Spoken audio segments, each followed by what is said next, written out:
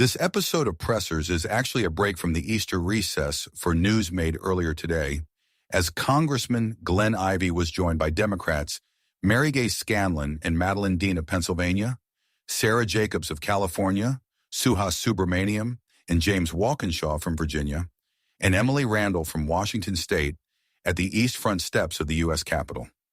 They spoke with reporters after a short pro forma session, during which Ivey was not recognized to seek unanimous consent for adoption of a War Powers Act resolution regarding Iran.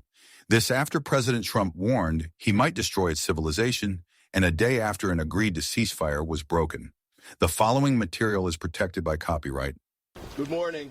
This morning we went to the House floor to demand that the Congress take up the War Powers resolution that's been under consideration before, but we have to get back to it again. We've been at war for 40 days. We've only been in session for 33, which is another part of this pattern for the Speaker being away and being on vacation instead of being here and getting the people's work done. And we know that things are out of control over there, as we've seen. We've had problems with the Strait of Hormuz. We're falling behind on where we should be. In fact, Iran's in a better place with respect to the Strait than they were before this war started. So, and also, the nuclear materials, no gains on that. The president said in June that they'd blown them all up, that they'd obliterated it, I think was the term that he used. Now they're kind of saying that they may have some more there and we need to go get it. And we've heard from other sources that there's 1,000 pounds of uranium that's still around in Iran. So it's on the wrong track. He's been terrible with the wheel. The threats of total annihilation were, beyond the pale. It's time for Congress to step in and take control of the wheel. And with that, I turn it over to Mr. Congressman Beyer. Thank you. Thank you, Glenn. Mr. Ivey said it very well, but let me just add two things. The only final reconciliation here will be diplomacy. We had a joint comprehensive plan of action in the Obama administration that was going to postpone any nuclear weapon they had for at least 20 years. It's worked really well. Trump tore it up and now is trying to do it with bombs. It's not working. Iran's probably more resolute than ever to build a nuclear weapon since they now decide that's the only way they can ever be safe. So we have to turn back to diplomacy. It's also essential that everyone respect the ceasefire, and that includes Israel's activities in Lebanon and Beirut, where they're bombing downtown Beirut. Let me also just say, the Constitution is very clear that the power to declare war rests with the Congress of the United States. That's what we tried to do this morning. The pro forma speaker ignored us, which was a tragedy, but we will keep fighting. With that, let me turn it over to the distinguished member of Congress from Philadelphia, Mary Gay Scanlon. Thank you, Don. Look, for decades there's been agreement across administrations that while Iran is a threat, it is a threat that must be dealt with through diplomacy, not war. This administration has ignored that consensus and engaged in a war of choice that is a disaster. And then, earlier this week, the president threatened literal war crimes. So Americans of conscience across the political spectrum were immediately concerned and questioned his judgment, his morality, and his competence. Our offices, all of our offices, have received hundreds of calls from concerned constituents demanding that Congress reconvene and address this threat through a War Powers resolution and further action to rein in an out-of-control president. We have attempted to do that today. We urge our Republican colleagues to grow a spine, have the courage to do the right thing. Thank you. I will now introduce my colleague from Pennsylvania, Madeleine Dean. Thank you, Representative, and I'm delighted to be here with my colleagues. Democrats are here on the Hill saying to the Congress, saying to the Speaker of the House, have us back in session so that we would live up to our constitutional responsibility. Article 1, Section 8. It is Congress who can declare war. It is not a self-serving president who is guided by Mr. Netanyahu for his own purposes. You know, the president was hired to do two things: to keep us safe and to reduce costs for everyday Americans. He's failed spectacularly at both by his own actions, not by economic factors out of his control, by his own actions. Look at us now in a war of his choosing, egged on by Mr. Netanyahu for his purposes. A war that has proved deadly to 13 members of the American military. Heroes who said, yes, we will do whatever it takes to serve our country, selflessly gave of themselves, gave the ultimate sacrifice. Hundreds of others are injured and buried, thousands of innocents in the rubble. All of this, a 40-day war, and as my colleague, Mr. Ivey just said, think about this, folks. The Speaker has had us in session for 33 days, this Congress. 33 days. We are not operating as the Article I power that we must be. The Speaker must live up to his constitutional responsibilities. Call us back in. Consider the War Powers Resolution. Let the American people and their representatives in Congress weigh in. The words and actions of this president have proved that he is unhinged and unwell, and has been for some time. Over the weekend, we read and heard the president's Easter morning tweet of profanity, blasphemy, danger, and the following day, his threat to eliminate an entire civilization. Pause there. These are not normal times, America. When will my Republican colleagues stand up in the House, in the Senate, the Vice President, the cabinet secretaries who surround this madman? When will they grow a spine? When will they say, stop? We've been taken to an even darker corner of his addled mind than one that we witnessed this week, as children in Iran and around the globe sat in fear, worrying if a president of the United States would blow up an entire civilization, Iran. How much farther into the dark corners of this president's mind must we go before leaders stand up? Before leaders stand up for the children who are terrified here and around the globe by the president's words and actions. We must consider the War Powers Resolution. And now it is my privilege to turn this over to my colleague and friend from California, Sarah Jacobs. Thank you, and thank you all for being here. I represent San Diego, the biggest military community in the country. And the things that our president is asking of our service members are unconscionable. To sacrifice their lives with no strategy, no plan.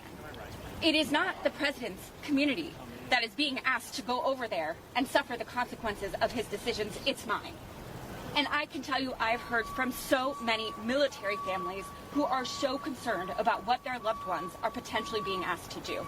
Imagine if you're a service member thinking what you might do if you're given the order to destroy a civilization, okay? This is the position that we are putting our service members in, who are required by law to not follow an unlawful order. We cannot excuse what the president said as a negotiating tactic. Threatening genocide is not a negotiating tactic. It is important that even though we were able to get this ceasefire, which I pray holds, that we hold this president accountable for what he threatened. Because threatening genocide is not just against international law, it's against our federal law too, and it is our job as Congress to stand up. This president cannot be trusted to police himself. He does not recognize any red lines. Not $200 billion, not 13 service members lost, not thousands of civilians, not genocide. The only thing that will put a check on him is us in Congress doing our job, standing up and saying not one more cent. Standing up and saying you do not have the authorization to do this. Stand up and saying that this is not okay. And every American of conscience from across the political spectrum is and should be disgusted by the fact that we even have to stand here talking about the fact that the United States president threatened to commit genocide against an entire civilization. That is not right. That is not okay. That is not something that we all should be dealing with. We need to end this war, and not just the war between the U.S. and Iran. We need to end the broader war and make sure that thousands of civilians in Lebanon are not being bombed constantly. We need to end this war with a real, durable diplomatic solution, and that will only happen if our Republican colleagues get back here, stand up to this president, put a real check on his power like the Constitution demands us to do, and demand that he does not spend another cent, that he does not send another service member into harm's way. With that, I will turn it over to my colleague from Virginia, Representative Super 9. Thank you. The American people deserve to have their voices heard, and what they want right now is for us to be back in session. They want Congress to do its job, and it also means having a War Powers Resolution vote to end this war, and making sure we end this DHS shutdown as well that continues to hurt us, and making sure that we do things to lower costs of the American people, not raise costs. But that's what's been happening under this Republican majority. So for the Republican majority, if you're watching this, get us back to work, get us back in session. Let's have a vote on the Senate plan to end the DHS shutdown. Let's have a vote to end this war, because this ceasefire is a joke. This war should never have happened in the first place, and Congress deserves a say, and the American people deserve a say. I'm going to hand it over to James Walkinshaw from Virginia. Thank you, Suhas. We're here today and went to the House floor to try to force an end to Donald Trump's dangerous, reckless, unauthorized war in Iran. And I think it's important to remind ourselves that the American people are paying the price for this war as we speak. 13 brave service members who lost their lives have paid the ultimate price. American taxpayers paying billions of dollars a day as the war rages and the bombs fall. We're spending millions of dollars on Patriot missiles to intercept drones that Iran launches from the back of a pickup truck and costs them $10,000 or $20,000. While at the same time, in our home state of Virginia, 33,000 Virginians have lost their health insurance because a Republican Congress says we couldn't afford to extend a middle-class tax credit to help Americans afford their health care. So congressional Republicans have a choice. They can continue to stand with Donald Trump and his illegal, dangerous, reckless war in the Middle East, or they can put America and Americans first and join us in passing a war powers resolution to rein in this out-of-control president and end this war. With that, I want to turn it over to Congresswoman Emily Randall.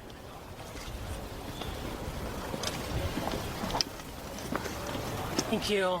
I am proud to stand here with my colleagues here in Washington, D.C., where we should be, where our constituents want us to be.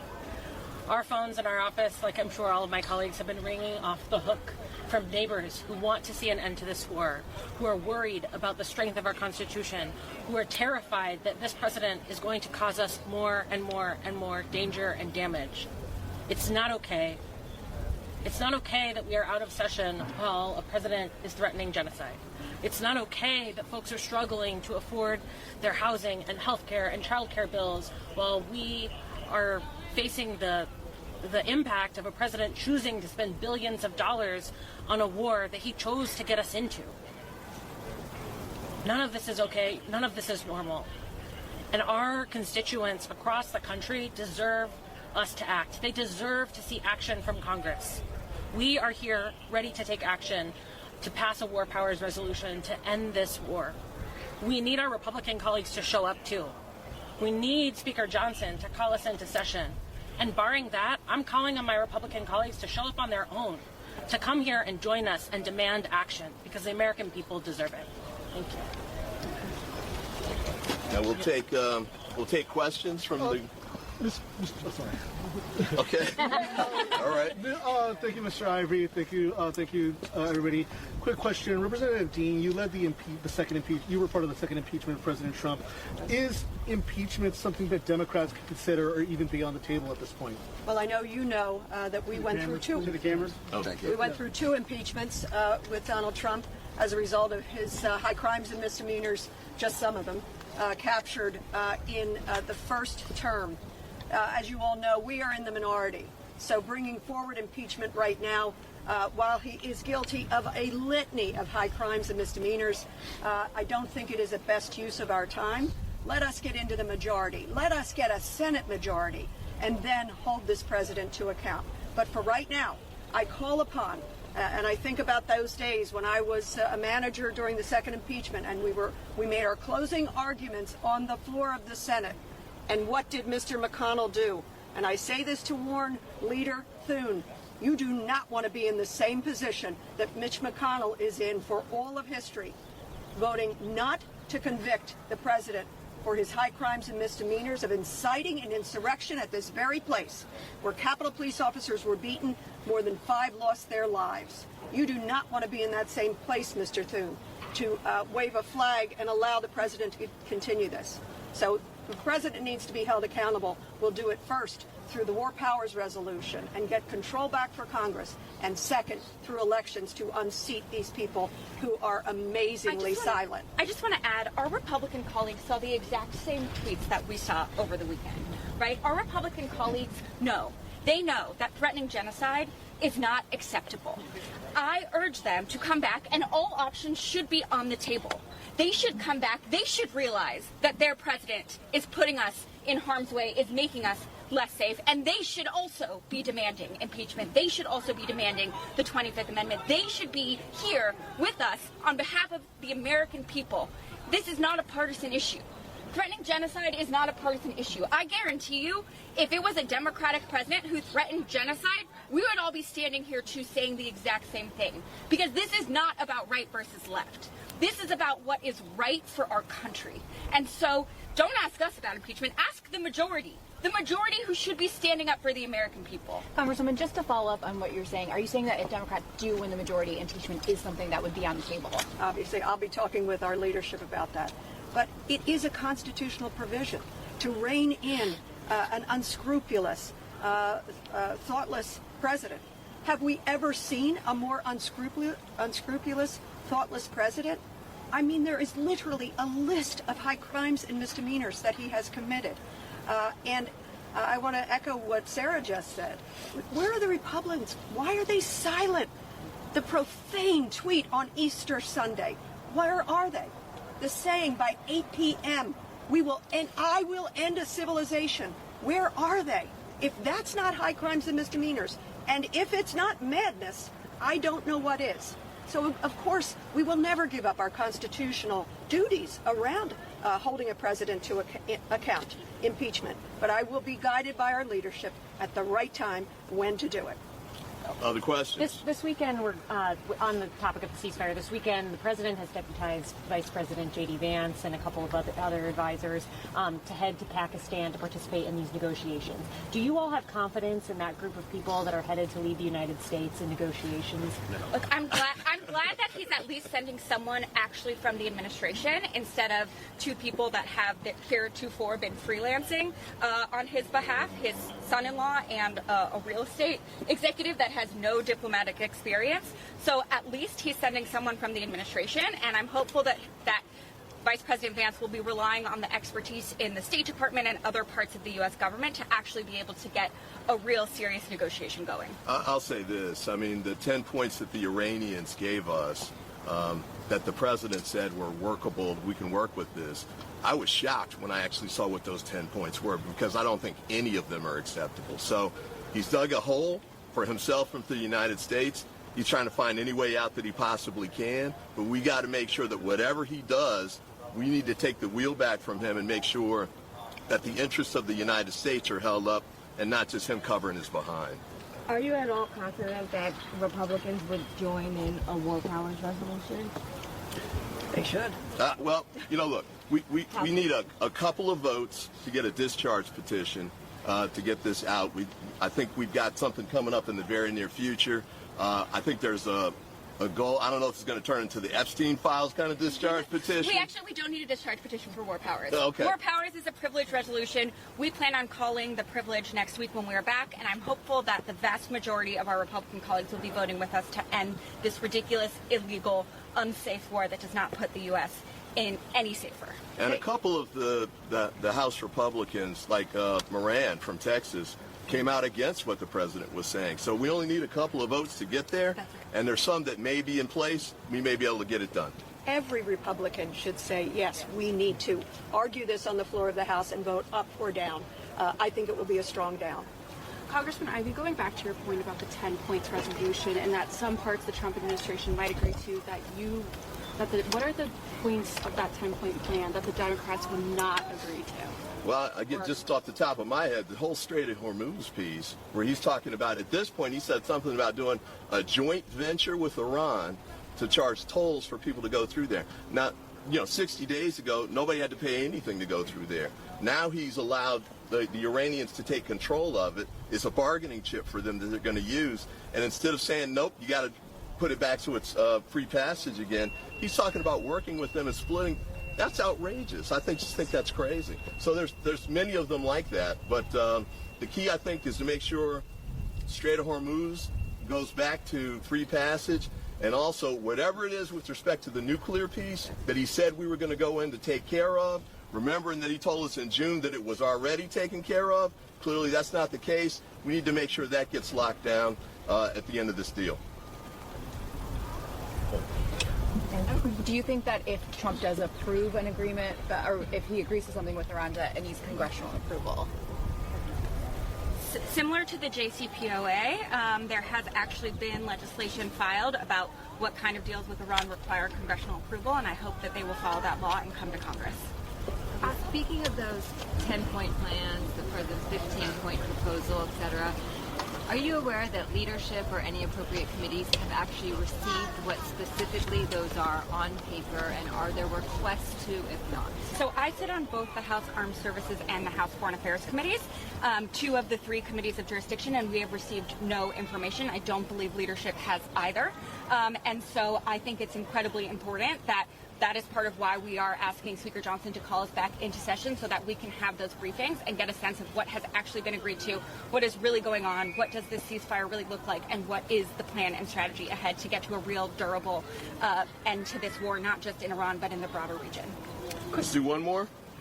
Quickly on DHS funding, if I can ask, obviously DHS is still shut down. The Senate has repassed their plan back over to you all. Do you have any sense, have you had any conversations with your Republican colleagues over the last week since the Senate sent that back to you all about when they might bring that up for a vote in the House to pass that broader DHS bill? It's been total silence from Republicans on voting on the Senate bill that was unanimous. It seems like even the White House is open to supporting. And all they have to do is call a vote on it because it already has the votes. Enough Republicans will already support it. But they just need to put it on the floor for a vote. It's just they are catering to the most extreme wing of their caucus. And that's the only reason why it hasn't been passed at this point. And in addition to the catering to the most extreme wing, you saw the Speaker 2 Fridays ago send us home after a ridiculous 10:30 vote because he wouldn't bring up the Senate unanimously passed deal for DHS funding, which was actually the Democratic proposal. Why did he do that? Sure, he's paying attention to the far right. He also is trying to hold on to his speakership. He knew that if he put that on the floor, there'd be a vote to vacate the chair. The Speaker is showing that he does not care about the American people. He does not care to keep us safe and constitutionally sound, that he cares only to carry the water of this unwell president and to save his own speakership. Do you need a new speaker? Yeah. Oh, yeah. Oh, please, God. Yeah. Yes. Hakeem Jeffries needs to be the Speaker of the House. A speaker. Absolutely. How about an actual speaker like Hakeem Jeffries? Let's break for individuals, but thanks, everybody. Appreciate it. Thank you. Ask the Republicans what they're doing. Unauthorized reproduction, distribution, or use of this episode without express written permission from FedNet is prohibited. Thank you for listening.